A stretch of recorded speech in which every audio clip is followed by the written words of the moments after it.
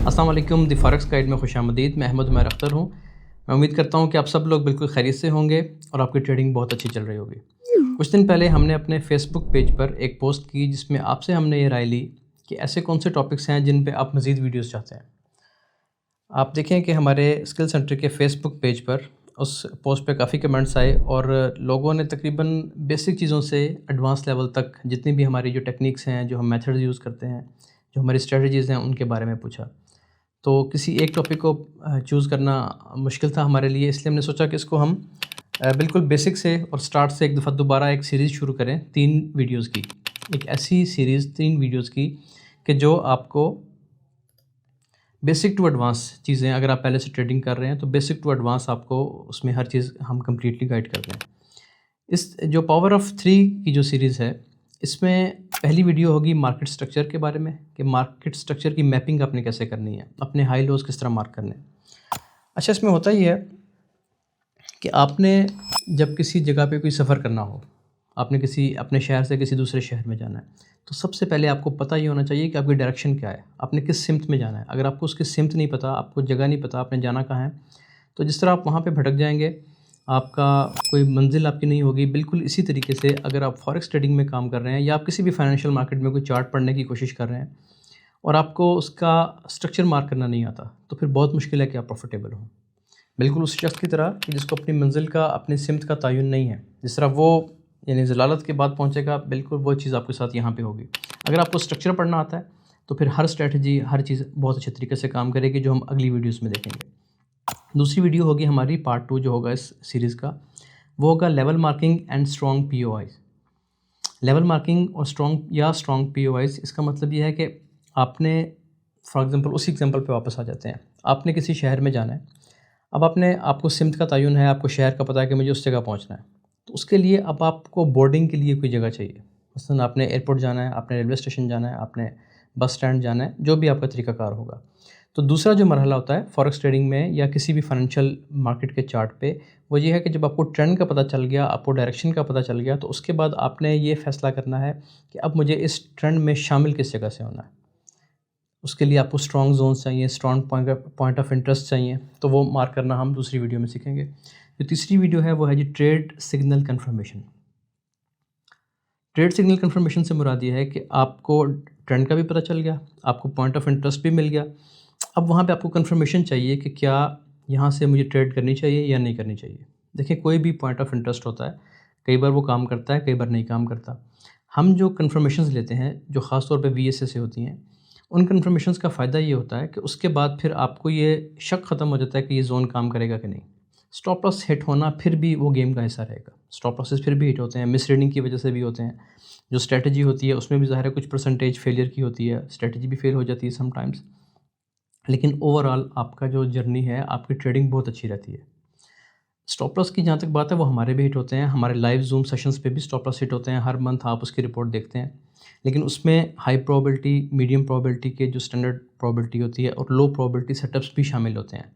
फिर वहाँ पे हमें ट्रेड करना होती है 5 मिनट पे, 3 मिनट पे और समटाइम्स 1 मिनट पे। तो आपके भी स्टॉप लॉसेस हिट होंगे, इसमें ऐसी कोई बात नहीं है कि ये स्ट्रैटेजीज़ या ये सीरीज़ देखने के बाद अब आप अपना रिस्क मैनेज करना छोड़ दें। आपने रिस्क मैनेज करने के साथ अगर इस सीरीज़ पे काम कर लिया, तो इंशाल्लाह आपकी ट्रेडिंग जो है वो नेक्स्ट लेवल पे होगी। अच्छा जी, हम अब शुरू करते हैं। सबसे पहली चीज़ जो मैंने आपको बताई कि आपको अगर ट्रेडिंग स्टार्ट करनी है, हम अपने टॉपिक पे आ जाते हैं। जो हमारे आज की वीडियो का टॉपिक है वो है मार्केट स्ट्रक्चर मैपिंग। उसमें हम ये पढ़ेंगे कि किस तरीके से आप अपनी मार्केट में, अपने चार्ट पे आप हाई लोज़ कैसे मार्क करेंगे। देखने में या जो पढ़ाया जाता है आमतौर पे, जो समझाया जाता है, वो बहुत आसान लगता है और ये है भी आसान, इतना मुश्किल काम नहीं है। लेकिन कुछ चीज़ें बहुत ट्रिकी हैं, तो वो मैं आज की वीडियो में इंशाल्लाह कवर कर दूँगा। थोड़ी-सी लंबी हो सकती है वीडियो, लेकिन अगर आप इसको पूरा देख लेंगे तो इंशाल्लाह आपका जो स्ट्रक्चर की प्रॉब्लम है वो दूर हो जाएगी। अच्छा जी, सबसे पहले अगर हम यहाँ पे देखें, पहले मैं सिंपल आपको समझाऊँगा, उसके बाद चार्ट पे जाके एग्ज़ाम्पल्स दिखाऊँगा, उससे आपको हर चीज़ क्लियर हो जाएगी। आप जानते हैं कि किसी भी ट्रेंड में जब तक प्राइसेस अपने हाईज़ ब्रेक करती हुई जाएँगी, आप कहते हैं कि ये बुलिश ट्रेंड चल रहा है, ठीक है जी। अब देखने में ये बहुत आसान है, ये मैंने एरो बना दिया, इस तरह की मार्केट आपको नहीं मिलेगी। वहाँ पे आप जाएँगे तो आप सर पकड़ लेंगे कि ये क्या है। अच्छा, लेकिन उसको आज हम इतना उसको ब्रेक डाउन करके इतना सिंपल कर देंगे कि आपके लिए चीज़ें समझना बहुत आसान हो जाएंगी। ये आपको पता चल रहा है कि ये आपके पास एक बुलिश स्ट्रक्चर है। ये बुलिश क्यों है, इसकी टेक्निकल रीज़न क्या है? टेक्निकल रीज़न ये है कि जब भी प्राइस ऊपर जा रही है वो अपने हाइज़ को ब्रेक कर रही है। ये हाई ब्रेक हुआ, ठीक है, फिर ये हाई ब्रेक हुआ, फिर ये हाई ब्रेक हुआ। तो हर दफ़ा प्राइस अपने हाइज़ को ब्रेक कर रही है और उसके जो लो हैं वो अपनी जगह पे होल्ड कर रहे हैं। ये लो भी होल्ड कर गया, ये लो भी होल्ड कर रहा है और फिर ये लो भी होल्ड कर रहा है। तो जब तक प्राइस अपने हाई ब्रेक करती जाएगी आप ये कहेंगे कि हमारा स्ट्रक्चर बुलिश है। बिल्कुल इसी तरीके से अगर प्राइसेस ड्रॉप देती हैं, अगर प्राइसेस बेरिश ट्रेंड में हैं इस तरीके से, तो आपके पास इसकी टेक्निकल रीज़न क्या होगी?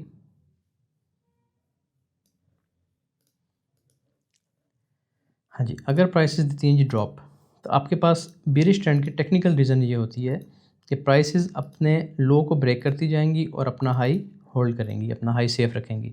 अब यहाँ पे आप देखें तो ये प्राइस का एक लो था जो कि ब्रेक हुआ, फिर ये लो ब्रेक हुआ। तो प्राइसेस अपने लो ब्रेक करती हुई नीचे जा रही हैं और प्राइसेस के जो हाई लग रहे हैं, जो उस वेव का हाई होता है, वो अपनी जगह पे होल्ड करता है। ये तो आपको समझ आ गई। इसके अलावा एक तीसरी ऑप्शन जो है वो रेंज की होती है, वो भी मैं आपको अभी चार्ट पे समझा दूंगा। मेन ये दो ट्रेंड्स होते हैं, या बुलिश है या बेरिश है। तीसरी ऑप्शन रेंज की है कि प्राइस साइडवेज मूवमेंट कर रही है, उसमें कोई सिग्निफिकेंट किसी एक डायरेक्शन में मूवमेंट नहीं आती। अच्छा, अब अगर हम देखें तो ये चीज़ देखने में तो बहुत आसान लग रही है, जैसे मैंने पहले कहा। एक चीज़ समझ लें पहले, हर ट्रेंड में दो तरह की वेव्स होती हैं, ठीक है। नोट्स बनाएं बच्चों के साथ साथ, हर ट्रेंड में वीडियो रोक के नोट्स बनाया करें ताकि आपको एक वीडियो में हर चीज़ समझ आए, क्लियर हो जाए। हर वेव में, हर ट्रेंड में दो तरह की वेव्स होती हैं। एक वेव को हम कहते हैं इम्पल्स वेव, ठीक है, और जो दूसरी वेव होती है उसको हम कहते हैं रिट्रेसमेंट। दो तरह की वेव्स होती हैं। इम्पल्स वेव कौन सी होती है? इम्पल्स वेव का मतलब होता है ताकतवर वेव, ठीक है। इम्पल्स वेव हमेशा वो होगी जो मार्केट का स्ट्रक्चर ब्रेक करेगी, एक्सटर्नल स्ट्रक्चर जो मार्केट का ब्रेक करती है। जैसे यहाँ पे ये हमारा हाई था, इस जगह पे प्राइस ने, इस वेव ने हाई ब्रेक कर दिया, तो इस वेव को हम कहेंगे कि ये हमारी इम्पल्स वेव है। फिर ये रिट्रेसमेंट की वेव होती है। रिट्रेसमेंट छोटी भी हो सकती है, थोड़ी डीप भी हो सकती है, अपने प्रीवियस लो तक आ सकती है, लेकिन इसको ब्रेक नहीं करती, स्वीप कर सकती है, ब्रेक नहीं करती। फिर एक और स्ट्रॉन्ग वेव लगती है, इसको हम कहते हैं कि ये इम्पल्स वेव है। इसने क्या किया? प्रीवियस स्ट्रक्चर को ब्रेक कर दिया। उसके बाद फिर रिट्रेसमेंट आ गई। छोटी रिट्रेसमेंट के बाद भी प्राइस उठ सकती है अगर मोमेंटम बहुत ज़्यादा हो, और ज़रा डीप रिट्रेसमेंट भी आ सकती है। ये मैं आपको अभी दिखाऊंगा चार्ट्स पे। तो कौन सी वेव होगी इम्पल्स वेव? ऐसी हर वेव जो मार्केट का स्ट्रक्चर ब्रेक करेगी, अपसाइड या डाउन साइड, उसको हम इम्पल्स वेव कहेंगे। यहाँ पे अगर आप देखें तो ये लो लगा और प्राइस ने, इस वेव ने, इस जो सबसे डीप लो था इसको ब्रेक कर दिया, तो ये हमारे पास आ गई एक इम्पल्स वेव। ये इम्पल्स वेव आ गई। उसके बाद फिर एक रिट्रेसमेंट आई, रिट्रेसमेंट के बाद फिर इम्पल्स वेव लगी और एक और लो ब्रेक हो गया। तो हमने अभी तक ये पढ़ा कि हर वो वेव जो स्ट्रक्चर को ब्रेक करती है उसे हम कहते हैं कि ये इम्पल्स वेव है, और जो छोटी वेव होती है, जो छोटी छोटी कैंडल्स के साथ बनती है, लो वॉल्यूम के साथ बनती है, उसे हम कहते हैं कि ये रिट्रेसमेंट की वेव है। अब यहाँ पे रिट्रेसमेंट की वेव्स ये वाली हैं, फिर ये वेव रिट्रेसमेंट है, फिर ये वाली जो वेव थी ये रिट्रेसमेंट है। उसके बाद अगर आप यहाँ पे देखें तो ये अपसाइड, ये रिट्रेसमेंट की वेव, फिर इम्पल्स वेव, फिर रिट्रेसमेंट की वेव और दोबारा इम्पल्स वेव। इससे आपको पता चल गया कि दो वेव्स हैं, एक इम्पल्स वेव और एक रिट्रेसमेंट की वेव। यहाँ पे एक चीज़ और मुझे मेंशन करनी है, वो ये कि अगर आप इस एक रूल पे काम कर लें तो आपकी आधी ट्रेडिंग तो इसी जगह पे ठीक हो जाती है। और वो रूल क्या है? वो रूल मैं आपको यहाँ पे लिख के देता हूँ जी। वो रूल है जी, यहाँ पे ऊपर लिख लेते हैं। ये मैं हमेशा हर वीडियो में ये बात करता हूँ। ये जुमला नहीं है, मैं बार बार कहता हूँ ये जुमला नहीं है। ये असल में ये ट्रेडिंग की जो रूह है वो ये है कि जिस साइड पे ट्रेंड चल रहा है, हम पे अक्सर लोग यही कहते हैं ना कि आप बाय करते हैं, बाय करते हैं, इसीलिए बाय करते हैं। अभी भी हम बाय करवा रहे हैं। बल्कि एक चीज़ मैं आपको दिखाता हूँ, अगर आप ये देखें, ये एक झलक आप देख सकते हैं हमारे डिस्कॉर्ड सर्वर की। अगर आप डिस्कॉर्ड पे आएँ तो ये वो पिछले दिनों में जो सेटअप्स कुछ हमने शेयर किए या कुछ हम जो डायरेक्शंस बताई हैं, ये तो लास्ट कल परसों की हैं। अब ये देखें, ये 18 नवंबर को ये एक हमने पोस्ट शेयर की, एक स्क्रीनशॉट शेयर किया, और इसमें ये बताया, ये देखें कि अगर इस जगह पे कोई स्ट्रॉन्ग मोमेंटम कैंडल हमें मिल जाए, ये जो टाइम है इसका ये है जी 2:16 पाकिस्तान के, 3 बजे आजकल 4 आवर की कैंडल क्लोज हो रही है। तो 40-45 मिनट पहले बता दिया कि अगर आपको यहाँ पे वॉल्यूम का कोई अच्छा साइन मिल जाए, 2 बार रिवर्सल मिल जाए, क्लाइमेक्टिक बार मिल जाए, जो कि 2 बार रिवर्सल यहाँ पे बन रहा था, तो आप यहाँ से बाय कर सकते हैं। इस कंडीशन में भी जब लोग इसको काफ़ी डीप देख रहे हैं, हमने बाय की कई ट्रेड्स लिए हैं, 2-2 हज़ार 3-3 हज़ार पिप्स की यहाँ से हम ट्रेड कर चुके हैं। अच्छा, ये शेयर कर दी, ठीक है। उसके अलावा आप देखें मज़ीद नीचे अगर आप आके देखेंगे, ये देखें ये स्ट्रक्चर मार्क किया, और ये भी इसमें भी यही बताया कि स्ट्रक्चर जो है इस वक्त H1 का वो ये बता रहा है कि अभी इसमें मोमेंटम बुलिश अभी है, ठीक है। अभी ये ट्रेंड इसका बुलिश है, अभी ये बेरिश नहीं हुआ। और नीचे आ जाएं, यहाँ पे भी हमने एक पैटर्न बना के बताया कि इसकी नेक्स्ट वेव जो है वो बुलिश ही लग रही है। उसके बाद यहाँ पे अगर आप देखें तो ये एक ट्रेड थी, इस जगह से भी हमने ट्रेड की, ये बल्कि एग्जैक्ट वही ट्रेड है जो मैंने अभी आपको शो की थी, जो अपने डिस्कॉर्ड पे शो की थी पहले, कि यहाँ पे अगर साइन बन जाए तो आप बाय कर सकते हैं। इस जगह पे अगर आप देखें यहाँ पे, तो यहाँ पे एक साइन बना, और ये सब पैटर्न मैं आपको बताऊँगा अभी इसी वीडियो में भी, और नेक्स्ट वीडियो में भी, उससे अगली वीडियो में भी, कि ये 1 2 3 क्या है, और ये जो लाइन नीचे आ रही है इस जगह पे ये क्या लाइन है, और ये जो रेड लाइन्स लगी हुई हैं ये किस चीज़ की लाइन्स हैं। और प्राइस ने, ये भी मैंने फेसबुक पे भी शेयर किया था, जो चीज़ मैं शेयर कर सकता हूँ फेसबुक पे भी मैं शेयर कर देता हूँ, आपको मैं दिखा देता हूँ। यहाँ पे अगर आप देखें, ये देखें इस जगह पे भी हमने शेयर की थी यही पोस्ट सेम, ये देखें ये वही ट्रेंड लाइन लगी हुई है, ठीक है, जिसका मैं अभी जिक्र कर रहा था। पहले नीचे जो हमने ट्रेड ली थी यही ट्रेड, पहले उसका स्क्रीनशॉट एक लगाया कि यहाँ पे आपकी बाय बन रही है, ये पुरानी है, ठीक है। ये वो ट्रेड है जो मैं बता रहा था कि 2000 पिप्स हमारी चली, पहला टारगेट वो था। इसमें यही बताया हुआ है कि हम, इस पोस्ट में यही बताया था कि हमारी ये ट्रेड 2000 पिप्स हमारा पहला टारगेट इसने हिट किया, ये हो गई। उसके बाद आप आ जाएँ अगर ऊपर, तो ये दोबारा बताया कि इसने अपनी कैंपेन ख़त्म कर दी है और अब ये टेस्ट के लिए दोबारा आ सकती है, अदरवाइज़ इसका अब बुलिश सफ़र जो है वो शुरू हो गया दोबारा। इसके बाद दोबारा प्राइस नीचे आई, दोबारा हमने यहीं से ट्रेड जो भी आपको दिखाई है डिस्कॉर्ड पे, ये वाली ट्रेड, ये सेम वही ट्रेड दोबारा हमें यहाँ से मिली 1000 पिप्स, इसने तकरीबन 800 पिप्स दोबारा दिए हैं। तो इस तरीके से अगर आप ट्रेंड के साथ काम करेंगे, अब आपको लगेगा कि शायद ट्रेंड बेरिश था, हमने बुलिश ट्रेड क्यों लिए हैं, तो अभी मैं आपको इस वीडियो में सारा कुछ ही समझाऊंगा। ये दिखाने का मकसद ये है कि ट्रेंड को नहीं आपने छोड़ना। अगर आप ट्रेंड को छोड़ेंगे तो नुकसान में जाएंगे, अगर आप ट्रेंड को नहीं छोड़ेंगे, ट्रेंड इज़ योर फ्रेंड पे यकीन रखेंगे, तो ट्रेडिंग आपकी ऑटोमेटिकली अच्छी होती जाएगी। अच्छा जी, हम बात कर रहे थे यहाँ पे इम्पल्स वेव और रिट्रेसमेंट की। इसके बाद एक सिंपल चीज़ याद रख लें जी, वो ये कि ये है आपका लो। इसमें बहुत कन्फ्यूजन होती है लोगों को, हायर लो क्या है, लोअर हाई क्या है। आसान तरीके से समझा रहा हूँ, ये आपका लो और एक आपका हाई, ठीक है। दोबारा आपका लो, फिर आपका हाई। सिर्फ आप लो हाई लिख दें, साथ हायर लगाने की अभी ना लगाएं, जब प्रैक्टिस हो जाएगी फिर लगा लीजिएगा। अच्छा, उसके बाद अब ये लो लगा, ठीक है। ये लो लगने के बाद प्राइस ऊपर गई, तो क्या मुझे यहाँ पे लो लिखना चाहिए? नहीं लिखना चाहिए। उसकी वजह क्या है मैं आपको बताऊंगा कि आपने काम कब करना है। लो लग गया, उसके बाद प्राइस और नीचे आ गई, एक और लो यहाँ पे लग गया, और फिर प्राइस ने हाई ब्रेक कर दिया। जैसे ही प्राइस हाई ब्रेक करती है, अपना प्रीवियस स्ट्रक्चर हाई ब्रेक करेगी, ये वाला हाई नहीं मैं कह रहा, एक्सटर्नल हाई, ये वाला हाई की इसकी बात कर रहा हूँ। जब प्राइस अपना एक्सटर्नल हाई ब्रेक करेगी, तो जो भी सबसे डीप पॉइंट होगा उसको आप मार्क कर लें, वहाँ पे लो लिख दें, ये आपका लो है। आपने करना सिर्फ ये है कि ऊपर जाती हुई मार्केट में जब आपका ट्रेंड बुलिश है, तो बुलिश ट्रेंड में हमेशा आपको अपना लास्ट कंफर्म लो पता होना चाहिए, बस। बाकी छोड़ दें पीछे क्या चल रहा था। ऊपर जाती हुई मार्केट में आपको अपना कंफर्म लो पता होना ज़रूरी है, इसके अलावा कुछ नहीं जानना आपने। फिर प्राइस ऊपर गई, ठीक है, इसने हाई ब्रेक कर दिया, ये लो कंफर्म हो गया। उसके बाद प्राइस नीचे आती है, एक रिट्रेसमेंट लगी, प्राइस थोड़ा ऊपर गई, फिर एक और रिट्रेसमेंट पे आई नीचे, और इस लो के बाद ये हाई फिर ब्रेक कर दिया।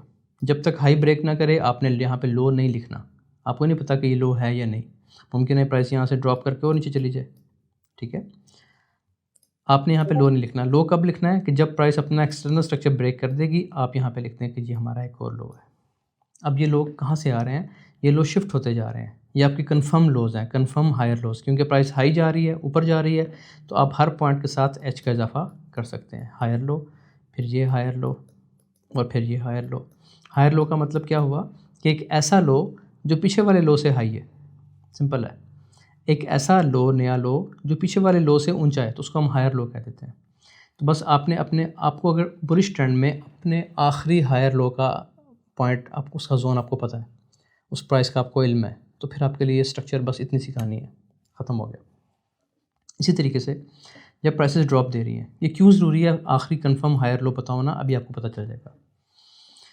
इसी तरीके से अगर प्राइसेस ड्रॉप दे रही हैं, प्राइसेस बेरिश हैं, तो इसमें आपको अपना आखिरी हाई पता होना ज़रूरी है, अपना आखिरी कंफर्म हाई। इसको कैसे आप मार्क करेंगे? ये आपका हाई हो गया, कहीं से भी शुरू कर दें, कहीं से भी मार्क करना शुरू कर दें, एक ही बात है। ये आपका हाई हो गया, फिर लो हो गया। प्रैक्टिस के लिए आप कहीं से भी मार्क कर सकते हैं, ठीक है। उसके बाद ये भी तो हाई था, लेकिन अभी हमने इसको नहीं लिखना हाई यहाँ पे, जब तक लो ब्रेक ना कर दे। यहाँ पे क्या किया था पीछे, जब तक हाई ब्रेक ना कर दे हमने लो नहीं लिखना, ठीक है। जैसे ही हाई ब्रेक करेगा हम लो अपना मार्क करके एक लाइन लगा लेंगे कि ये हमारा हाई लो है। गिरती हुई मार्केट में आपने अपना हाई नहीं लिखना जब तक प्राइस अपना लो ब्रेक ना कर दे। यहाँ पे इसने लो ब्रेक किया तो आप यहाँ पे लिखते हैं कि जी ये हमारा हाई है। अब लो कौन सा बना, फिर ये लो बन गया, ठीक है। लो बेशक आप लिख लें, नीचे जाएगा और जब भी रिट्रेसमेंट आएगी, अभी वो आगे चल के बात करते हैं, फिर रिट्रेसमेंट आती है, प्राइस ऊपर जाती है, रिट्रेसमेंट की वेव आई और प्राइस ने दोबारा अपना लो ब्रेक कर दिया। जैसे ही लो ब्रेक करेगी आप दोबारा यहाँ पे हाई लिख देंगे। यानी जब जब लो ब्रेक होगा आप ऊपर सबसे जो टॉप का पॉइंट होगा वहाँ पे आप हाई लिखना शुरू कर देंगे। इसके साथ आप चाहें तो आप लोअर का इजाफा कर सकते हैं, एल लगा सकते हैं, लोअर हाई, यानी एक ऐसा हाई जो पिछले हाई से लोअर है, उसको हम लोअर हाई कह देते हैं। मुझे उम्मीद है कि आपकी ये कन्फ्यूजन कम अज़ कम दूर होगी कि हायर लो क्या है, लोअर हाई क्या है। लोग इसी में फंसे रहते हैं काफ़ी टाइम। तो इसका बिल्कुल आसान सा इसका एक ब्रेकडाउन था। इससे आपको ये समझ आ गया कि आपने हायर लो, लोअर हाइज़ कैसे मार्क करने हैं। जब भी ऊपर जा रही है प्राइस, उसने अपना स्ट्रक्चर ब्रेक किया, सबसे डीप पॉइंट, चाहे वो विक है चाहे बॉडी है, सबसे डीप पॉइंट जो भी होगा इस जोन में, चाहे वो ये है चाहे वो ये है चाहे ये है, जो भी सबसे डीप होगा उसको आप मार्क कर लेंगे ये लो है। लो ज़ाहिर है नीचे ही होगा।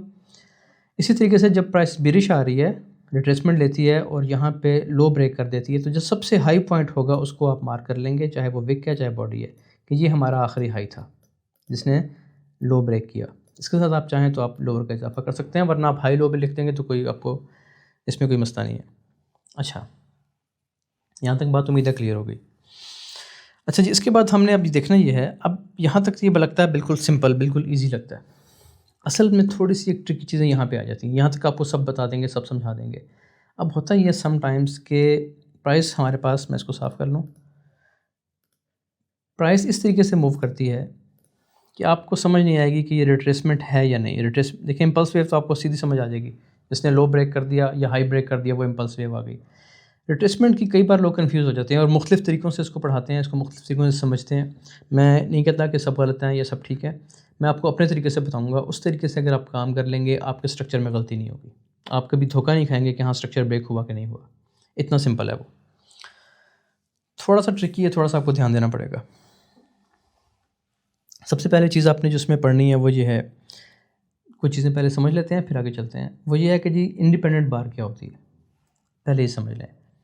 इंडिपेंडेंट बार का मतलब क्या होता है कि जब भी प्राइसेस अगर बुलिश हैं, फॉर एग्जांपल ऊपर जा रही हैं प्राइसेस, मैं यहाँ पे इनके विक्स बना देता हूँ, तो ऐसी कैंडल, हर ऐसी कैंडल जो पिछली कैंडल या पिछली कैंडल्स, पिछली कई कैंडल्स की विक के ऊपर क्लोज़ कर जाए बॉडी, पिछली जितनी भी कैंडल्स हैं 1 2 3 जिनकी भी सबसे ऊंची विक है, उससे ऊपर अगर किसी कैंडल की बॉडी क्लोज़ कर जाए तो इसका मतलब यह है कि वो इंडिपेंडेंट बार है।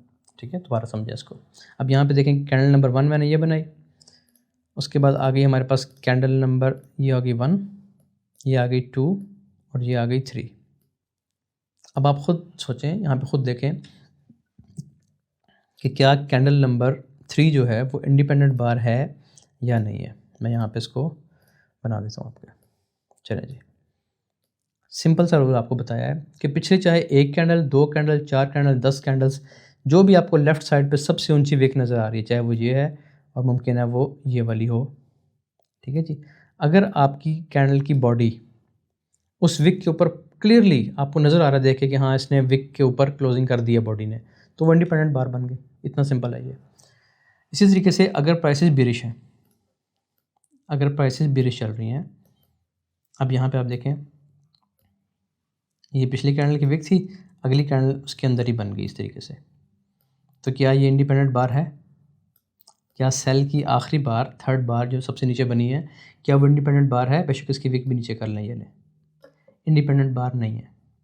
इंडिपेंडेंट बार इसलिए नहीं है कि इसकी जो बॉडी है वो पिछली कैंडल की विक के नीचे क्लोज़ नहीं हुई। अगर ये इस तरह क्लोज़ होती ऐसे, अब हम कहते हैं कि ये इंडिपेंडेंट बार है क्योंकि इसने विक के नीचे क्लोजिंग कर दी है।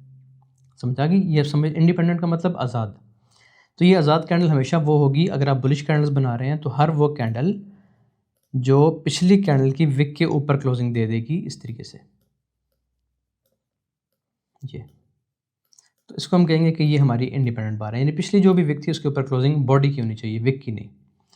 इसी तरीके से अगर प्राइसेस नीचे आ रही हैं तो ये एक दफ़ा मैं इसका समझने के खुलासा आपको बता रहा हूँ, तो हर वो कैंडल जो पिछली कैंडल की विक के नीचे क्लोज़ हुई है, चाहे कम क्लोज़ हो या ज़्यादा, ये भी नहीं कि आप फिर वो एक माइक्रोस्कोप लेके बैठ जाएँ कि हाँ क्लोजिंग हुई है कि नहीं, प्रॉपर आपको नज़र आ रही हो कि हाँ यह क्लोज़ हो गई है, ठीक है। दूरबीन लेके नहीं बैठना या कोई खुर्दबीन लेके नहीं बैठना, ये इसके नीचे क्लोजिंग कर दी है, कम या ज़्यादा वो मैटर नहीं करता। क्लोजिंग हो गई है बॉडी की तो बस ये इंडिपेंडेंट बार बन गई है। कौन सी वाली? लास्ट वाली, यहाँ पे टॉप वाली बाय में और सेल में सबसे नीचे वाली इंडिपेंडेंट बार बन गई। ये फ़र्क आपको पता होना चाहिए। उसके बाद अगली चीज़ क्या है जी,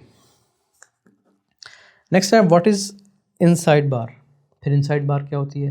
इंडिपेंडेंट बार तो आपको बता दी जो कि आज़ाद कैंडल है। इनसाइड बार इस तरीके से बनती है, पहले हम बुलिश एग्जांपल ले लेते हैं। अगर आप गोल्ड में काम करते हैं तो आपको सबसे बड़ा फ़ायदा ये है कि गोल्ड की नेचर बुलिश है। अभी भी मैं आपको कह रहा हूँ कि गोल्ड बुलिश है, ठीक है। लोग काफ़ी नीचे आ गई हैं प्राइसेस, लेकिन अभी हम जब चार्ट पे जाके देखेंगे तो आपको पता चलेगा कि गोल्ड क्यों बुलिश है। अच्छा जी, यहाँ पे देखें जी, पहली कैंडल, दूसरी कैंडल, तीसरी कैंडल। अब जो तीसरी कैंडल बनी है देखने में इंडिपेंडेंट लग रही है, बड़ी स्ट्रॉन्ग कैंडल है, लेकिन वो पिछली कैंडल की विक के अंदर है। ये देखें, यहाँ पे मैं आपको दिखाता हूँ, ये कैंडल जो है, ये थर्ड कैंडल, वो सेकंड कैंडल की विक के अंदर क्लोजिंग दे रही है। इस वजह से इसको हम कहेंगे कि ये इनसाइड बार है। ठीक हो गया। इसकी एक बेरिश एग्जांपल भी है, आपको मैं साथ ही दिखा देता हूँ। जी, ये हमारे पास आ गई इसकी बेरिश एग्जांपल।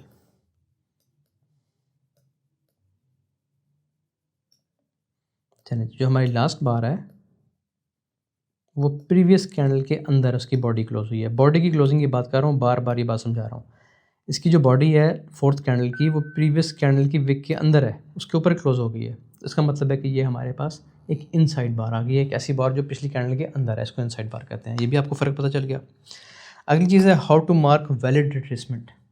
ये सबसे मुश्किल और सबसे इसमें जो ट्रिकी चीज़ मैं बता रहा था वो ये है, लोगों को रिट्रेसमेंट नहीं समझ आती कि ये रिट्रेसमेंट है कि नहीं। इस पर मैं आपके 5 मिनट लूँगा और उसके बाद हम चार्ट पे चले जाएंगे। अभी देखें जी, बुलिश ट्रेंड है, प्राइसेस ऊपर जा रही हैं, ये है आपकी आखिरी बाय की कैंडल। पहले आप अपने जहन में ये सोच लें कि ये इंडिपेंडेंट बार है या ये इनसाइड बार है। आपको मैंने रूल बताया, अगर पिछली कैंडल की विक के ऊपर क्लोजिंग आ जाए तो फिर ये इंडिपेंडेंट बार है। ठीक हो गया। जैसे ही कोई भी सेल की कैंडल इसका लो ब्रेक करेगी, ज़ाहिर है सेल की कैंडल ब्रेक करेगी, बाय की होगी तो ऊपर चली जाएगी। कोई भी सेल की कैंडल, चाहे वो एक कैंडल से करे चाहे 2 कैंडल से करे, अगर वो इस बाय की कैंडल की विक को बॉडी के साथ ब्रेक कर दे इस तरह, ठीक है, ऊपर से विक लगी या नहीं लगी उसको छोड़ दें, आपने इसका लो चेक करना है। अगर कोई भी सेल की कैंडल 1, 2, 3, 4 जितनी भी हों, अगर वो प्रीवियस बाय की जो आपकी लास्ट कैंडल थी इंडिपेंडेंट होनी चाहिए, इंडिपेंडेंट बार का लो ब्रेक कर दे तो रिट्रेसमेंट का आगाज़ हो गया, आपकी रिट्रेसमेंट आना शुरू हो गया, आप मार्क कर सकते हैं रिट्रेसमेंट। ठीक है। अब यहाँ पे एक चीज़ देखें, मैं इसको थोड़ा सा चेंज कर रहा हूँ सिनेरियो को। ये आपकी लास्ट बार की विक नीचे है, ठीक है जी, यहाँ तक इसकी विक लग गई फॉर एग्जांपल, और जो रेड कैंडल थी आपकी उसकी विक ऐसे आ गई, तो क्या लो ब्रेक हुआ? ये मैं इसको मिटा देता हूँ। अब इसका लो कहाँ पे चला गया? अब इसका लो आ गया जी यहाँ पे, तो क्या लो ब्रेक हुआ? नहीं ब्रेक हुआ। बॉडी से ब्रेक होना ज़रूरी है, विक लग गई है, ठीक है, इसका मतलब है रिट्रेसमेंट अभी तक नहीं आई। एक चीज़ और देख लें, नेक्स्ट कैंडल नीचे ब्रेक कर जाती है, ये लें जी, नेक्स्ट कैंडल ने नीचे ब्रेक कर दिया, ठीक है। अब आप कहेंगे कि हाँ जी, जो लास्ट इंडिपेंडेंट बार थी उसका लो ब्रेक हो गया, क्या रिट्रेसमेंट आ गई? अभी भी रिट्रेसमेंट नहीं आई। एक बात याद रखें, इंडिपेंडेंट बार के नीचे इस जगह पे विक लग चुकी है। जब किसी भी हाई या लो पे, किसी भी कैंडल हो या कोई भी सपोर्ट हो, कोई रेजिस्टेंस हो, कोई ट्रिगर लाइन हो, उसके हाई या लो पे कोई विक लग जाए तो फिर उस विक का ब्रेकआउट आपको देखना पड़ेगा। अब सिर्फ कैंडल की बात नहीं है, अब उसका जो विक लगी है नीचे और प्राइस ऊपर चलेगी वापस, वो भी काउंट की जाएगी। यानी अब इसका ब्रेकआउट कब होगा, कब रिट्रेसमेंट स्टार्ट होगी? जब कोई सेल की कैंडल नीचे क्लोज करेगी, मैं आपको बना देता हूँ, जब कोई सेल की कैंडल ऐसे क्लोज करेगी, अब यानी ये वाला लो, हालांकि बताया मैंने आपको क्या था कि इंडिपेंडेंट बार का लो ब्रेक होना चाहिए, लेकिन विक लग गई ना, जब विक लग गई तो अब आपको वेट करना है। अब अगली विक लग गई, ये फिर देखें, फिर दूसरी विक फिर लग गई, तो अब इस विक को छोड़ के हम नेक्स्ट विक पे आ गए। जब तक ये ब्रेक नहीं होती रिट्रेसमेंट नहीं आई। अब यहाँ पे थर्ड कैंडल ने, फोर्थ कैंडल ने इवेंचुअली इसका ब्रेकडाउन कर दिया, इसको ब्रेकआउट कर दिया, विक को भी, ठीक है, बॉडी नीचे क्लोज हो गई है। अब आप कहेंगे कि हमारी रिट्रेसमेंट स्टार्ट हो गई है। ये बिल्कुल एक छोटा सा इसका रूल है। बहुत से लोग आपको इससे इख्तलाफ करते भी नज़र आएंगे, उनका अपना तरीक़ाकार है, आप उनको फॉलो करते हैं, ज़रूर उनके तरीके पे काम करें, गलत नहीं होगा। लेकिन मैं इस तरीके से देखता हूँ और हमारा स्ट्रक्चर अल्हम्दुलिल्लाह, हमारी जो स्ट्रेंथ है वो हमारा स्ट्रक्चर है। अच्छा, इसके बाद आएँ, मुमकिन है यहाँ पे पहली कैंडल ही ये विक लगा देती इस तरह, ठीक है, या इससे भी नीचे विक लगा देती ऐसे, तो अब आपका ब्रेकआउट स्ट्रक्चर कहाँ पे आपका, सॉरी, रिट्रेसमेंट अब आपकी कहाँ पे कंप्लीट होगी, कहाँ से स्टार्ट होगी? अब आपकी रिट्रेसमेंट स्टार्ट होगी जब ये लो ब्रेक हो जाएगा, ठीक है, वो भी अभी तक ब्रेक नहीं हुआ, तो नेक्स्ट कैंडल जब ब्रेक करेगी अब आपकी रिट्रेसमेंट स्टार्ट हुई है। हालांकि इंडिपेंडेंट कैंडल का लो तो ये ऊपर है, इस जगह पे, इस जगह पे मैं ये जगह क्यों मान रहा हूँ, क्योंकि विक लग गई है। जब विक लग जाएगी तो फिर विक का ब्रेकआउट ज़रूरी माना जाएगा। ये हो गई आपकी बुलिश ट्रेंड की रिट्रेसमेंट, ये इसका रूल है। अब आप इसके बाद अगर ये बुलिश हो जाती है प्राइस, अब अगर यहाँ से कहीं से बुलिश हो जाती है इस तरीके से, तो अब आप कह सकते हैं कि ये हमारा लो था, ये हमारा हाई था, ये एक और लो लगा और ये हमारा नेक्स्ट हाई बन गया। इसका इन रिट्रेसमेंट मानने का मतलब ये हुआ कि अब ये हमारा एक स्ट्रक्चर बन गया, इस तरीके से ऐसे स्ट्रक्चर बन गया, ठीक है। अगर यहाँ पे ये रिट्रेसमेंट ना आती तो चाहे सारा दिन यहाँ पे सेल की कैंडल्स बनती रहें, अगर ये विक्स ब्रेक नहीं हो रही या इंडिपेंडेंट बार का जो लो था वो ब्रेक नहीं होता और उसके अंदर सेल की कैंडल्स बनती रहती हैं, बेशक सारा दिन ऐसे बनती रहें, ऐसे सारा दिन बनती रहें, कोई रिट्रेसमेंट नहीं है, चाहे बेशक नीचे तक आ जाए।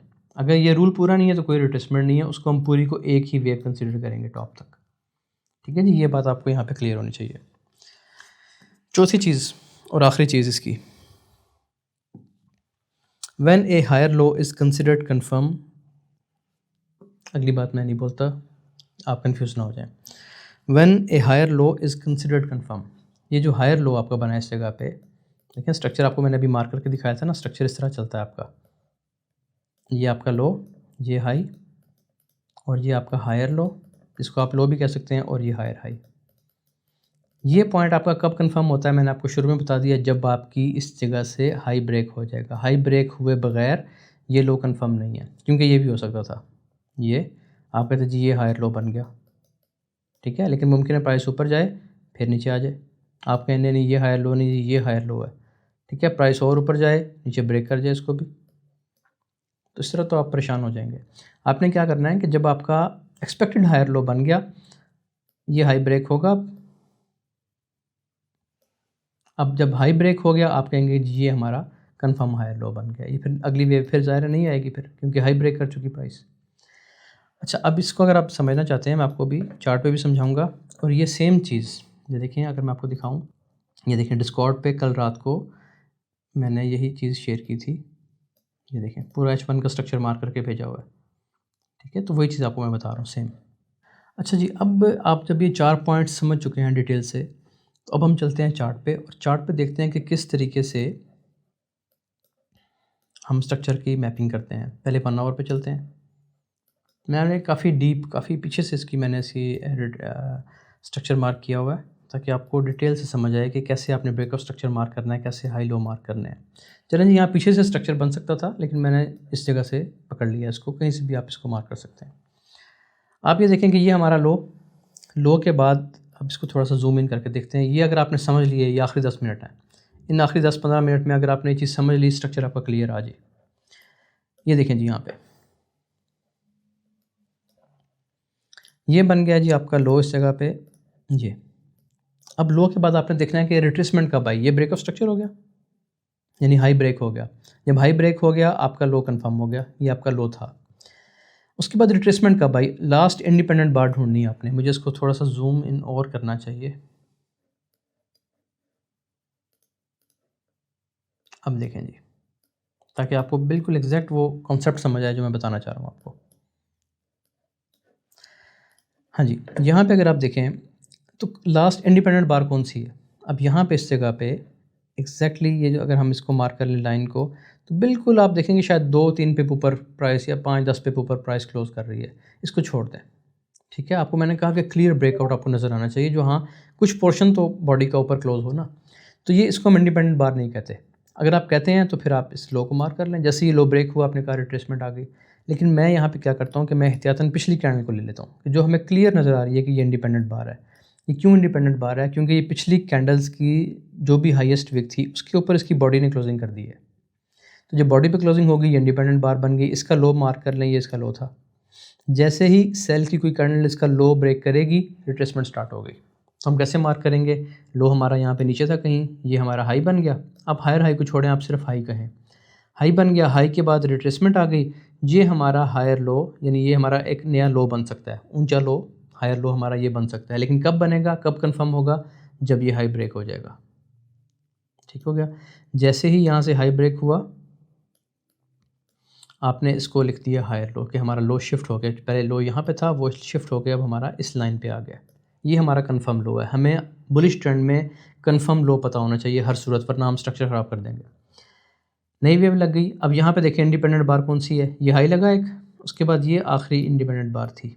आपने बस इंडिपेंडेंट बार्स पे नज़र रखनी। जैसे उनका लो ब्रेक हो, रिट्रेसमेंट स्टार्ट हो गई। इसका लो कहाँ पे ब्रेक हुआ? ये देखें, कुछ पोर्शन कैंडल का नीचे ब्रेक हो गया, ठीक है, जो क्लियरली विजिबल है। जैसे ही कुछ पोर्शन नीचे ब्रेक हुआ, आपने कहा कि जी हमारे रिट्रेसमेंट का आगाज़ हो गया है। ये प्राइस ने एक रिट्रेसमेंट ले ली। रिट्रेसमेंट लेने के बाद आपने देखना है क्या है, वो हाई ब्रेक करती है। रिट्रेसमेंट डीप भी हो सकती है, और नीचे भी प्राइस आ सकती थी, यहाँ भी आ सकती थी, कहीं भी आ सकती है।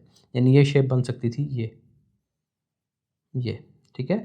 लेकिन आपने किसी को भी अभी लो अपना शिफ्ट यहाँ से उठा के ऊपर नहीं करना जब तक प्राइस अपना हाई दोबारा ब्रेक ना कर दे। अब यहाँ पे प्राइस ने दोबारा हाई ब्रेक कर दिया। जैसे ही हाई ब्रेक किया, आप अपना लो उठाएं और जो सबसे डीप पॉइंट था उस पर ले जाएं। सबसे डीप पॉइंट ये था, देखिए ना। अब यहाँ पे लो तो और भी बन सकते थे। आप कह सकते थे जी ये लो है हमारा, ये लो है, ये लो है, हायर लो है। लेकिन हायर लो हमेशा वो होता है जो आपका इम्पल्स वेव के बाद रिट्रेसमेंट, और रिट्रेसमेंट के बाद जब दोबारा इम्पल्स वेव लगती है, तो जो सबसे डीप पॉइंट होता है उसको आप कहते हैं कि ये हायर लो है। क्योंकि आपने लो मार्क करना है, हाई नहीं मार्क करना, लो मार्क करना। तो सबसे जो लो पॉइंट होगा उसको आप मार्क कर लेंगे, वो आपका हायर लो कहलाएगा। हायर से मुराद क्या है? कि पीछे से ऊंचा लो। अच्छा, इसके बाद उम्मीद आपको समझ आ रही होगी कि इंडिपेंडेंट बार मैं कैसे मार्क कर रहा हूँ। देखिए, उसके बाद कोई रिट्रेसमेंट नहीं है, कोई इंडिपेंडेंट बार ब्रेक नहीं हो रही। ये इंडिपेंडेंट बार थी, ये ब्रेक हुई, एक और रिट्रेसमेंट। फिर प्राइस ने एक बड़ी स्ट्रॉन्ग वेव ली और ये एक हाई लगा दिया। अब यहाँ पे बात समझने वाली है। यहाँ पे इंडिपेंडेंट बार समझे कौन सी है? क्या ये इंडिपेंडेंट बार है? ये है इंडिपेंडेंट बार। क्यों? क्योंकि ये पिछली जो भी कैंडल थी उसकी विक के ऊपर बॉडी क्लोज हुई है। ये गैप अप से ओपन हुई है ना, सुबह का टाइम था। तो बहरहाल पिछली कैंडल की विक के ऊपर इसकी बॉडी क्लोज हुई है। इसको हम कह सकते हैं कि ये हमारी इंडिपेंडेंट बार आ गई। लेकिन क्या अगली बार ये वाली कैंडल इंडिपेंडेंट बार है? नहीं है, क्योंकि ये पिछली कैंडल की विक के अंदर है, ठीक है। अब यहाँ पे एक रिट्रेसमेंट आ गई, ये देखें, ये एक डीप अच्छी रिट्रेसमेंट आ गई, बड़ी रिट्रेसमेंट। उसने इंडिपेंडेंट बार का लो भी मार्क कर दिया। लेकिन मैंने यहाँ पे कहीं पे भी हायर लो नहीं लिखा, कहीं भी नहीं लिखा हुआ। क्यों नहीं लिखा हुआ? क्योंकि जब लो लगता है तो आपने हायर लो नहीं उसको मानना, आपने उसको तब हायर लो मानना है जब वो उसके बाद स्ट्रक्चर ब्रेक कर दे, दोबारा हाई ब्रेक कर दे। हाई तो उसने यहाँ ब्रेक किया ही नहीं, बेशक आगे चल के देख लें, ये देखें हाई तो नहीं ब्रेक हुआ। तो जब हाई ब्रेक नहीं होगा तो फिर आप हायर लो भी मार्क नहीं करेंगे। आपका लो पीछे वाला ही वैलिड है, यही लो आपका रहेगा जो आपने प्रीवियसली मार्क किया था, यही लो आपका रहेगा। ठीक हो गया जी। अच्छा, अब प्राइस ने ड्रॉप करना शुरू किया, ये भी इंडिपेंडेंट बार नहीं है, कोई भी इंडिपेंडेंट बार बस यही है यहाँ पे एक। उसके बाद चाहे 50 कैंडल्स बन जाए, ठीक है, जब तक इसका लो ब्रेक नहीं है रिट्रेसमेंट नहीं आएगी। बहरहाल लो ब्रेक हुआ, रिट्रेसमेंट का आगाज़ हुआ, बड़ी रिट्रेसमेंट आ गई, और उसने जो आपका प्रीवियस हायर लो था, लास्ट रिसेंट हायर लो, यानी प्रीवियस नहीं, रिसेंट हायर लो जो आपको बना था, कंफर्म हायर लो। ये क्यों कंफर्म हायर लो है भला? ये हायर लो कंफर्म क्यों है आपका? क्योंकि इसने प्रीवियस स्ट्रक्चर को ब्रेक किया, यहाँ पे प्रीवियस हाई को ब्रेक किया। जब प्रीवियस हाई ब्रेक होगा तो ये आपका कंफर्म हायर लो कहलाएगा। अब जैसे ही इसका ब्रेकआउट होगा हम कहेंगे मोमेंटम शिफ्ट हो गया। जब पहली बार बुलिश ट्रेंड में पहली बार आपका कंफर्म लो ब्रेक होता है जब ये वाला, तो आप कहते हैं कि आपका मोमेंटम शिफ्ट हो गया। ये मैंने मार्क किया हुआ है, आपका मोमेंटम शिफ्ट हो गया। ये 1 आवर की कहानी चल रही है सारी, ठीक हो गया। अच्छा, ये मैंने लाइन्स के सामने बिल्कुल लगाई हुई है, मोमेंटम शिफ्ट हो गया यहाँ पे। अब ब्रेकआउट स्ट्रक्चर कैसे होता है? ये देखें, ये स्ट्रक्चर चल रहा था हमारा, ये पहली बार ऐसा हुआ, पहली बार जब प्राइस आई है तो वो सिर्फ स्वीप करके गई है, उसने ब्रेक नहीं किया है। देखें, हायर लो को ब्रेक नहीं किया, सिर्फ स्वीप किया है, लिक्विडिटी स्वीप की और ऊपर चली गई है। ठीक है, कोई स्ट्रक्चर ब्रेक नहीं हुआ, कुछ भी नहीं हुआ, ये सब इंटरनल चीज़ें चल रही हैं। लेकिन जब दूसरी बार प्राइस नीचे आई है तो उसने वाला जो लो था हमारा, इस लो को ब्रेक कर दिया, इस लो को, ये जो लो चल रहा था पहले से, इसको ब्रेक कर दिया। अब यहाँ पे बात ये है समझने वाली कि अब आपका हायर लो ये नहीं रहा, ठीक है, क्योंकि इसके नीचे लग गई है विक। मैंने आपको अभी शुरू में समझाया कि जब विक लग जाती है किसी जगह पे तो आपका वो हाई या लो तब्दील हो जाता है। अब आपने मोमेंटम शिफ्ट यहाँ पे नहीं देखना, ठीक है जी। अब आपका मोमेंटम शिफ्ट, ये मैंने जानबूझ के यहाँ पे ऊपर रखा ताकि मैं आपके सामने इसको सीधा करूँ, आपको चीज़ समझ आ जाए। अब देखें, यहाँ पे इस जगह पे अगर आप देखें तो ये हमारा लो था, लेकिन ये स्वीप हो गया, स्वीप होकर प्राइस ऊपर चली गई। तो अब मोमेंटम शिफ्ट यहाँ पे नहीं होगा, कंफर्म लो अब ये नहीं है। अब कंफर्म लो हम इसी को मानेंगे, इस वाले को। हालांकि ऊपर स्ट्रक्चर ब्रेक नहीं हुआ, लेकिन पहले वाले के नीचे विक लग गई है, जब विक लगती है तो लो चेंज हो जाता है। अब ये इसका लो है, यहाँ पे मोमेंटम शिफ्ट होगा, प्राइस ने इसको ब्रेक किया, मोमेंटम शिफ्ट हो गया। आगे चलते हैं। मोमेंटम शिफ्ट के बाद अगर आप देखें तो प्राइस से काफ़ी नीचे आई, नीचे आई, नीचे आने के बाद ये रिट्रेसमेंट दोबारा लग गई। क्यों लगी रिट्रेसमेंट? ये जो सेल की कैंडल थी ये आपकी इंडिपेंडेंट बार है, ये देखें नीचे क्लोज हुई है।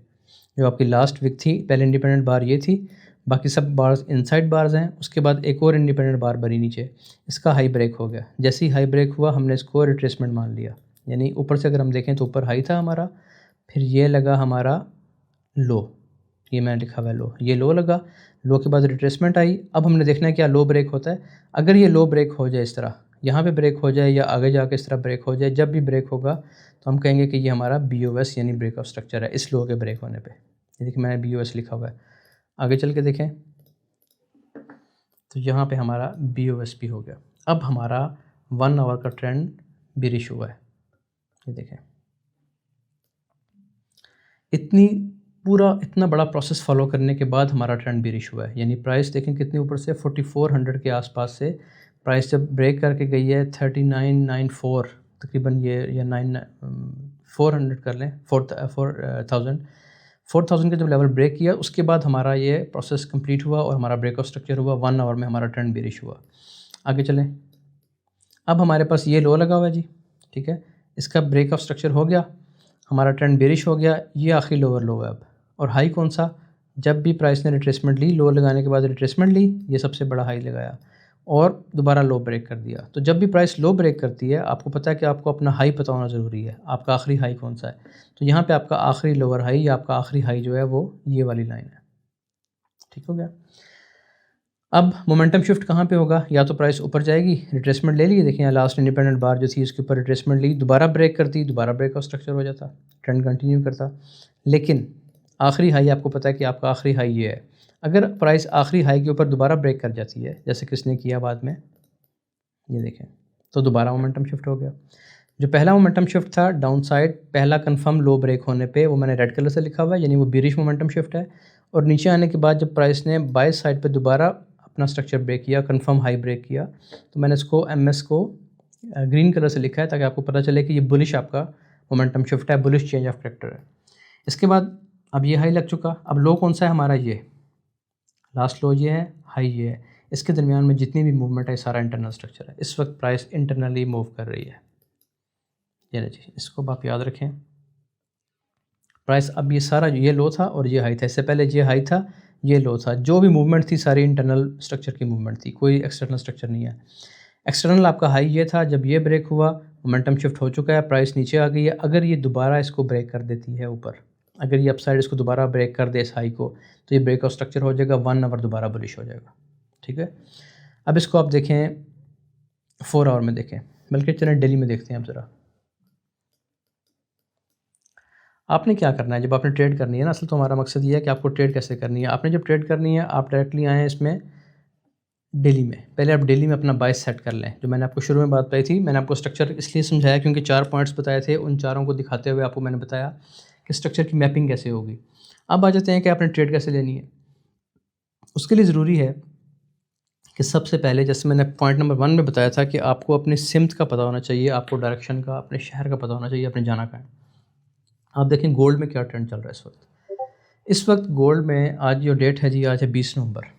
गोल्ड में ट्रेंड ये चल रहा है कि हम गोल्ड का हाई लॉस मार्क कर लेते हैं, ये पीछे से छोड़ चलें, ये पीछे लो था, ये लो था, फिर हाई लगा, लो जो भी था पीछे, इसको मैं नहीं देखता, आपने भी ज़्यादा पीछे नहीं जाना। आप ये देखें हमारे पास एक ये हायर लो आ रहा है। ये हायर लो क्यों है? ये हायर लो इसलिए है जी कि यहाँ पे ये इंडिपेंडेंट बार थी, ठीक है।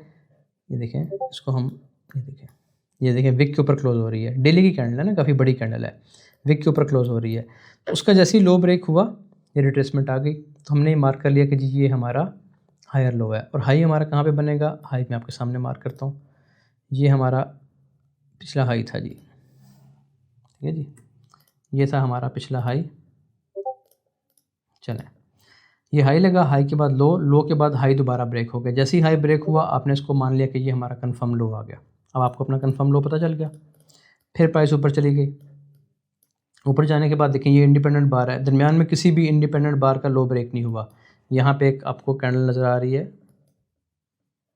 ये देखें ये, ठीक है जी। अब यहाँ पे प्रॉब्लम क्या है इस जगह पे, ये नहीं सॉरी पीछे थी ये वाली, इसमें क्या है कि प्राइस ने इसकी विक को ब्रेक नहीं किया। ये देखें, अगर विक को ब्रेक कर जाती डाउन साइड तो ये भी एक रिट्रेसमेंट बन जाती, चाहे छोटी या बड़ी, ये एक रिट्रेसमेंट बन जाती। लेकिन यहाँ पे इसको हम रिट्रेसमेंट कंसिडर नहीं करेंगे, पिछली कैंडल का लो यहाँ पे प्राइस ने ब्रेक नहीं किया, ठीक है जी। आगे चलें तो ये लास्ट इंडिपेंडेंट बार थी, इसका लो प्राइस ने बड़े अच्छे तरीके से, आपको वाज़ेह नज़र आ रहा है कि कैंडल नीचे क्लोज हुई है, तो यहाँ पे एक रिट्रेसमेंट आ गई, ये हाई लगा, ये दोबारा लो लग गया ये वाला, और प्राइस फिर यहाँ से ऊपर निकल गई। ठीक हो गया जी। अच्छा, अब आपका कंफर्म हायर लो कौन सा आ गया? ये वाला। आपको अपना बुलिश ट्रेंड में आखिरी हाई पता होना ज़रूरी है, आखिरी लो पता होना ज़रूरी है।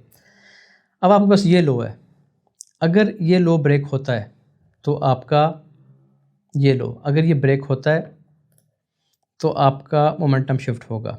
अब प्राइस नीचे आती है, इसने लो ब्रेक नहीं किया है, देखें, ठीक है जी, विक लगा दी है। जब विक लगा दिया तो मैंने अपना हायर लो नीचे कर दिया कि अब इसका ब्रेकआउट नहीं माना जाएगा। अब ब्रेकआउट माना जाएगा इसका, कि अगर ये विक क्लोज़ करती है, इस विक के नीचे प्राइस क्लोज़ करती है, कैंडल की बॉडी क्लोज़ करती है रेड कैंडल की, तो हम कहेंगे कि हाँ अब हमारा मोमेंटम शिफ्ट हो गया है। एक बार दोबारा सुन लें, बुलिश ट्रेंड में आखिरी लो आपको पता है, जब इसका ब्रेकआउट होगा पहली बार आपका कन्फर्म लो टूटेगा तो वो होता है मोमेंटम शिफ्ट। प्राइस दोबारा ऊपर जाती है, दूसरी बार उसी को ब्रेक कर देती है, तो उसको हम कहते हैं कि ये ब्रेक ऑफ स्ट्रक्चर है, ठीक है, ये भी ठीक है। और अगर प्राइस एक ही वेव आए, यानी एक ही वेव दो लो ब्रेक कर दे, यानी पहले उसने ये लो ब्रेक किया और यही वेव थोड़ी सी रेंज करने के बाद पिछला लो भी ब्रेक कर देती है, ये पिछला लो भी ब्रेक कर देती है, तो भी ब्रेक ऑफ स्ट्रक्चर माना जाता है। यानी दो लो ब्रेक होने चाहिए। अब यहाँ पे तो एक भी लो ब्रेक नहीं हुआ। इस लो पे प्राइस आई थी 22 तारीख या 28 तारीख को, यहाँ 21 को ड्रॉप था और उसके बाद फिर ये 27-28 तारीख को प्राइस यहाँ पे नीचे लो स्वीप करने आई। इसने लो स्वीप किया, लो स्वीप करके क्लोजिंग ऊपर कर दी, इसका मतलब मोमेंटम शिफ्ट नहीं हुआ। और अगर अब मोमेंटम शिफ्ट देखना है तो फिर इस वीक का ब्रेकआउट देखना है आपने, इसका ब्रेकआउट ही नहीं हुआ, एक बार भी डेली का लो ब्रेक नहीं हुआ, इसका मतलब है कि प्राइस बुलिश है डेली में। अभी तक आपको सिम्त पता चल गई कि अभी तक आपका स्ट्रक्चर बुलिश है, आपको बाय की ट्रेड ज़्यादा देखनी चाहिए, जब भी लो पे प्राइस मिले बाय करना है, जो कि मैंने अभी आपको फेसबुक पे भी दिखाया, डिस्कॉर्ड पे भी दिखाया कि हम बाय ही करवा रहे हैं, सेल भी कर रहे हैं, ये नहीं कि सेल नहीं कर रहे, सेल भी कर रहे हैं, लेकिन ओवरऑल जो आपका बाइस है वो बाय का ही रहेगा। उसके बाद आप 4 आवर में आ जाएँ। पहले आपने डेली में मार्क कर लिया स्ट्रक्चर, लो पता चल गया, अब आप आगे 4 आवर में देखें जी। 4 आवर में सेम उसी तरीके से मैपिंग है, 1 आवर से डिफरेंट है ज़ाहिर है।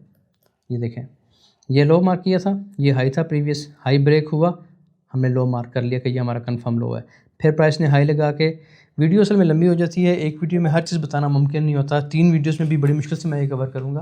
पर अगर आप समझने की कोशिश करेंगे तो ये फ्री में हर वो चीज़ जो हम पेड कोर्स में बताते हैं, बस वहाँ पे ये होता है कि ये सारी बातें मैं 4-5 क्लासेस में बताता हूँ, यहाँ पे मुझे 1 घंटे में बतानी पड़ती हैं। अच्छा, यहाँ पे देखें जी, अब ये हाई है, ये आपका हायर लो बन गया और प्राइस ने दोबारा अपना हाई ब्रेक कर दिया। जब प्राइस हाई ब्रेक करती है तो आपका लो कंफर्म हो जाता है, आपने लिख दिया कि ये कंफर्म हायर लो है। फिर रिट्रेसमेंट आई, रिट्रेसमेंट अब क्यों आ रही है यहाँ पे, किस वजह से रिट्रेसमेंट मान रहे हैं?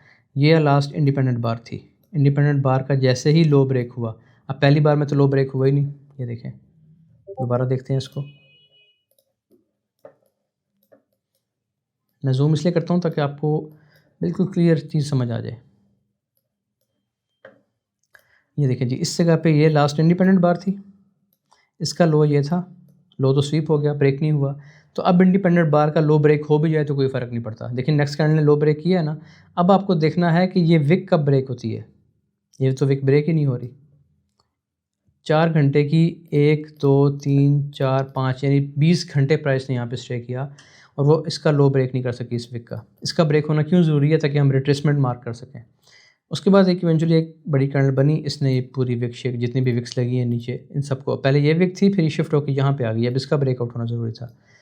ब्रेकआउट हो गया, हमने कहा रिट्रेसमेंट आ गई। रिट्रेसमेंट मार्क करते जाएँ, उस पर नज़र रखें। जैसे ही हाई ब्रेक हो, आप जो लो पॉइंट था, सबसे डीप पॉइंट था, ये भी नहीं, ये भी नहीं, ये भी नहीं, जो सबसे डीप पॉइंट था उसको आप मार्क करेंगे। आप कहेंगे कि ये हमारा लो है, ये हमारा हायर लो बन गया। हायर का मतलब ऊपर जाती मार्केट में जो लो बना नया।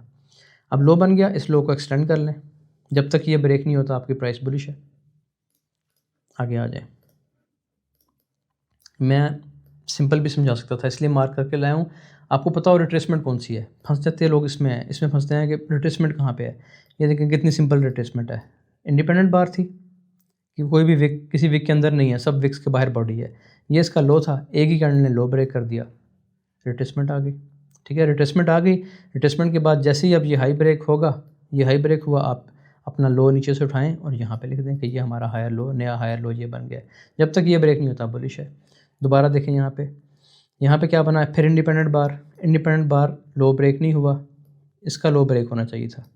काफ़ी देर लो ब्रेक नहीं हुआ, फिर एक कैंडल ने लो ब्रेक कर दिया। जैसे ही ब्रेक हुआ रिट्रेसमेंट का वेट करें। जैसे ही प्राइस इसका हाई ब्रेक करेगी, अब ये हाई कंसिडर होगा, ये वाला हाई नहीं माना जाएगा। ये हाई क्यों कंसिडर होगा? क्योंकि इस कैंडल ने पहले प्रीवियस हाई के ऊपर विक लगा दी है। जब ऊपर या नीचे विक लग जाए तो आपको मैंने बताया कि आपका हाई और लो चेंज हो जाते हैं। अच्छा, जैसे ये ब्रेक हुआ हाई, ये वाला लो उठाएं और यहाँ पे लिख लें।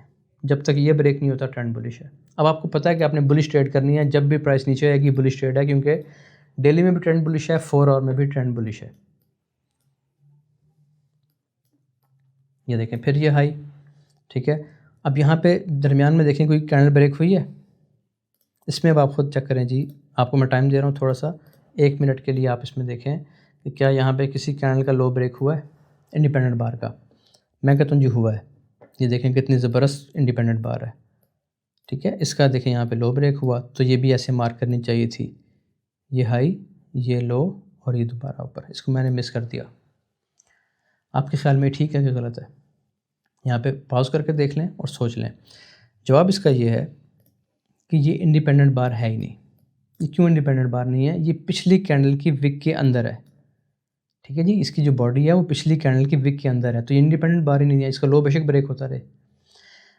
क्या ये इंडिपेंडेंट बार है? ये भी नहीं है, क्योंकि ये इस विक के अंदर है, इसकी बॉडी विक के अंदर है, बॉडी बाहर जानी चाहिए थी ना। क्या ये इंडिपेंडेंट बार है? ये भी नहीं है, क्योंकि ये प्रीवियस कैंडल के विक के अंदर है। तो क्या ये इंडिपेंडेंट बार है? तो ये वाकई इंडिपेंडेंट बार है। ये सब विक्स के ऊपर इसकी कैंडल बनी है, इसकी बॉडी सब विक्स के ऊपर है। इसका लो ब्रेक होता अगर, तो हम कहते हैं हाँ रिट्रेसमेंट आई है।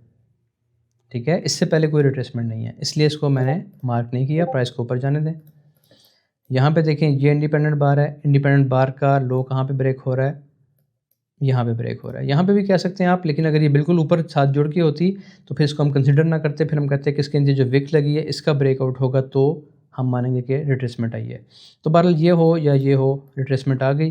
रिट्रेसमेंट के बाद दोबारा हाई ब्रेक हुआ। जैसे ही हाई ब्रेक होगा नीचे से अपना लो उठाएंगे और यहाँ पे लगा देंगे। इसके ऊपर सब बुलिश है। अच्छा जी, इसके बाद हम मार्क करते जा रहे हैं। यहाँ पे देखें, इससे आपको समझ आ जाएगी क्या ये इंडिपेंडेंट बार है, कितनी ज़बरदस्त स्ट्रॉन्ग इंडिपेंडेंट बार है। ये देखें विक के ऊपर क्लोज हुई है, लेकिन इसके नीचे मसला क्या हुआ, पहले विक लग गई। ठीक है, जब विक लगती है तो इसका लो चेंज होकर ये बन गया। जब लो चेंज हो गया तो ये तो ब्रेक ही नहीं हुआ। इसका मतलब है कि रिट्रेसमेंट नहीं आई। यहाँ पे आपको बहुत से लोग बताएंगे जी ये हाई, ये लो और फिर ये हाई, इस तरह नहीं है। ठीक है, इस तरह हम बात मान लेंगे तो आपका फ़ायदा, नहीं मानेंगे तो जिस तरीके से कर रहे हैं वो भी ठीक होगा। ये आपका हाई लग गया। ठीक है, इंडिपेंडेंट बार का लो स्वीप हो गया। इसका मतलब है कि अब इस लो के ब्रेक होने से बात नहीं बनेगी, अब ये लो ब्रेक होना ज़रूरी है, तब आपकी रिट्रेसमेंट काउंट होगी, वरना ये एक ही वेव कंसिडर होगी सारी। उम्मीद है ये बात समझ आई होगी। आगे चलते हैं। ये अब हाई है आपके पास, आखिरी हाई ये है और लो ये है, इसके दरमियान सारी रेंज है, चाहे सारा दिन या सारा महीना प्राइस चलती रहे, ये सब रेंज हो रही है। अब मोमेंटम शिफ्ट कहाँ पे होगा? मोमेंटम शिफ्ट होता है पहले कंफर्म के, जो कंफर्म आपका लो होता है उसके ब्रेकआउट पे। ये कंफर्म लो था, इसका ब्रेकआउट हो रहा है जी आपके पास यहाँ पे आके, ये देखें कंफर्म लो ब्रेक हो गया। जैसे ही कंफर्म लो ब्रेक हुआ, मोमेंटम शिफ्ट, आपके ये मोमेंटम शिफ्ट हो गया, प्राइस ऊपर जाती है, दोबारा इस लो को ब्रेक करती है तो ब्रेकआउट स्ट्रक्चर भी हो गया, ट्रेंड आपका बेरिश हो गया 4 आवर में। लेकिन यहाँ पे एक्चुअली ऐसा नहीं हुआ, ना डेली में हुआ और ना 4 आवर में हुआ। 4 आवर में देखें मोमेंटम शिफ्ट ज़रूर हुआ इस जगह पे, लेकिन ये लिक्विडिटी जोन होते हैं, ये हम पढ़ेंगे इंशाल्लाह किसी टाइम पे। ये लिक्विडिटी जोन था, प्राइस ने लिक्विडिटी ली, मोमेंटम भी शिफ्ट किया, यानी कि मोमेंटम शिफ्ट नहीं हुआ, बस प्राइस नीचे क्लोज कर गई है, मोमेंटम शिफ्ट हो गया अगर हायर लो के नीचे आ गई है प्राइस तो। लेकिन इसके बाद दोबारा ब्रेक नहीं किया, ठीक है, दोबारा तो प्राइस ने फिर अब ये चीज़ पकड़ ली है, इसने अपने MSS करके प्राइस ऊपर निकलना शुरू हो गई है, अभी तक बुलिश ही है। जब तक ये प्राइस इस लो को ब्रेक नहीं करती उस वक्त तक प्राइस बुलिश है। अगर इसने किसी टाइम इसको आज कल परसों में ब्रेक कर दिया तो फिर हम कहेंगे कि 4 आवर में ट्रेंड आपका बेरिश हो गया। अभी तक ट्रेंड आपका बेरिश नहीं हुआ, बुलिश है, सिर्फ मोमेंटम शिफ्ट हुआ है। और उस मोमेंटम शिफ्ट की वजह से ही हम सेल भी कर रहे हैं, बाय भी कर रहे हैं। सेल मिलती है सेल करते हैं, बाय मिलती है बाय करते हैं, स्टॉप लॉस भी होता है, TP भी होता है। ओवरऑल आप हमेशा अच्छे प्रॉफिट में रहेंगे। अब इसमें अपसाइड की हम बात कर लेते हैं, और ये लाइंस क्या हैं। ये वही चीज़ है जो मैंने अभी आपको ट्रेड बताई थी ना, मैंने अपने फेसबुक पे दिखाया आपको, वहाँ पे ये चीज़ मैंने शेयर की थी, और डिस्कॉर्ड पे भी ये चीज़ कि ये हमारे पास ट्रेंड लाइन का फर्स्ट, सेकंड और थर्ड टच है। इस थर्ड टच पे अगर आपको वॉल्यूम का साइन मिल जाए, 2 बार reversal, left versus Z, climax reaction bar, या कोई और अच्छा स्ट्रॉन्ग साइन आपको मिल जाए तो यहाँ से बाय करें, नीचे स्टॉप लॉस लगाएं। और पैरा TP ये है, पैरा TP भी 800 पिप का था, ठीक है जी, और छोटे से स्टॉप लॉस के साथ। तो ये क्या चीज़ है, और फिर ये क्या है, ये अगर आप वॉल्यूम देखेंगे, जिन लोगों ने हमारी ऑटोमेटिक रैली वाली वीडियो देखी है वो लोग समझ जाएंगे कि ये भी एक तरह की ऑटोमेटिक रैली बनी है। ये सबसे बड़ा वॉल्यूम था आपका, ये मैंने डिस्कॉर्ड पे ये भी शेयर किया हुआ है। ये सबसे बड़ा वॉल्यूम था, वॉल्यूम का लो स्वीप हुआ, स्वीप होने के बाद ये चैनल बना, चैनल ब्रेकआउट हुआ, आज ही टेस्ट हुआ कल, और आज दोबारा प्राइस, यानी इसी सेटअप पे प्राइस अभी चल रही है, और ये उम्मीद यही है कि प्राइस इसको ब्रेक करके ऊपर निकल जाएगी। बहुत सारी चीज़ें हैं पढ़ने वाली, बहुत सारी चीज़ें हैं, लेकिन मैं वो चीज़ें जो ज़रूरी हैं, जो एक बेसिक जो बंदा बिगिनर है उसके लिए भी, और जो एडवांस ट्रेडिंग कर रहे हैं उनके लिए भी जानना ज़रूरी थी, वो मैंने इस वीडियो में बड़ी तफसील से बता दी हैं। स्ट्रक्चर अपना अच्छा कर लें। अब यहाँ से मोमेंटम शिफ्ट डाउन साइड तो हो गया, अप साइड मोमेंटम शिफ्ट कब होगा, प्राइस बुलिश कब होगी, तो आपने देखना ही है कि आपका आखिरी हाई कौन सा था, ठीक है, ये बात भी समझ लें। देखिए आपके आखिरी इंडिपेंडेंट बार सेल की ये है, ये ब्रेक हो गई, रिट्रेसमेंट तो आ गई। अब आपने देखना ये है कि आपके पीछे कंफर्म हाई कौन सा था, क्या वो यहाँ पे है हाई, इस जगह पे है, या वो यही हाई अभी तक वैलिड है। तो आपको पता होना चाहिए कि आपका यही हाई अभी तक वैलिड है, क्योंकि आखिरी सेल की कैंडल आपकी थी ये वाली, ठीक है। इसको अगर हम इंडिपेंडेंट बार मान लेते हैं तो इसका अभी तक हाई प्रॉपरली ब्रेक नहीं हुआ, विक्स लगती जा रही हैं, इसलिए इसको सारी को हम एक ही वेव कहेंगे, ये पूरी एक वेव है, ठीक है। तो जब तक अभी दोबारा हाई ब्रेक नहीं करती, प्राइस का मोमेंटम शिफ्ट डाउन साइड ही रहा, अभी तक दोबारा प्राइस बुलिश नहीं हुई। हाँ, एक बार भी मोमेंटम शिफ्ट के बाद अगर इसने हाई ब्रेक कर दिया तो हम कहेंगे कि फ़ौरन से ब्रेकआउट स्ट्रक्चर हो गया, प्राइसेस दोबारा 4 आवर में बुलिश ट्रेंड में चली गई हैं। इस पर आप एक दफ़ा ख़ुद भी गौर करें, देखिए मैं ठीक कह रहा हूँ, मैं गलत कह रहा हूँ, ये सवाल आप पे है। आप इसको चेक करें, इसको देखें और फिर कमेंट्स में बताइएगा कि ये हाई यहीं पे रहेगा या हाई यहाँ पे नीचे आएगा। इसका स्क्रीनशॉट लें, इस पर मेहनत करें, देखते हैं कितने लोगों का जवाब ठीक आता है। चलिए जी, इंशाल्लाह मिलते हैं नेक्स्ट वीडियो में। नेक्स्ट वीडियो में हम ये पढ़ेंगे कि स्ट्रक्चर के बाद आपने अब जोन मार्किंग कैसे करनी है। स्ट्रक्चर तो पता चल गया बुलिश है गोल्ड का, अब बाय कहाँ से करना है, हर जगह से तो बाय नहीं हो सकता। जैसे आपको बताया, आपको शहर का पता चल गया कि आपने उस शहर में जाना है, अब उस शहर पे एयरपोर्ट से जाना है, बस स्टैंड से जाना है, कार से जाना है या चल के जाना है, ये सब चीज़ें इंशाल्लाह हम नेक्स्ट वीडियो में डिस्कस करेंगे। तब तक के लिए अल्लाह हाफ़िज़।